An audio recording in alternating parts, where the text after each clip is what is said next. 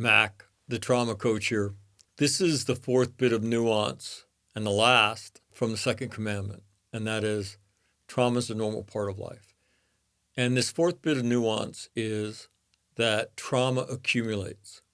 And I want you to think about trauma like this set of weight plates that you would see at a gym. Different colors denote different weights and thicknesses, but they get put into your pack and you don't get to discard them.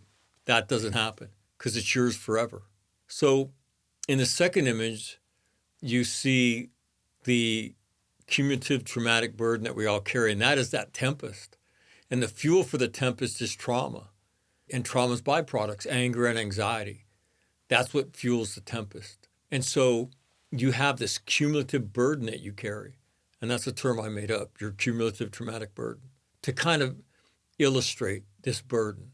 And as we go through more trauma, it gets stronger. And so in the third image that you see there, we're in the valley of the shadow of death. You see the little stick figure laid out. And what's crushing him or her? That traumatic burden that he or she has never learned how to deal with. And it can become crushing. And how did they deal with their trauma? They sucked it up until they couldn't do that anymore.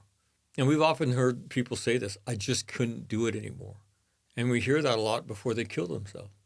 And so once you understand that trauma accumulates, that you can't get rid of it, I hope it changes your sense of urgency about dealing with it. So let me review all four pieces of nuance after the second commandment. Second commandment is a normal part of life, right?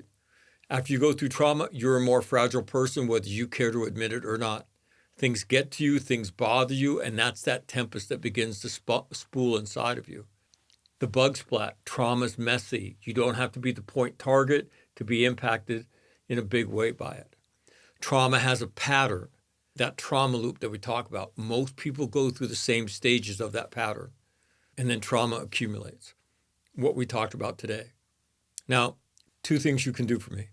Go to my website, fromtraumatojoy.com. Check out all the stuff that's on there. There's good stuff on there. But check out my book. It's a blueprint to do these things in your life. And I want you to do those things. Next, like, share, and subscribe to this. And those notifications will go out. And people may call you to have a conversation about this kind of stuff. Or they might watch this and then call you. And you might get a chance to save their life and change yours. And finally, if you're a person of faith, if you're a spiritual person, or just somebody who wants to live a great life, this is the path you need to walk.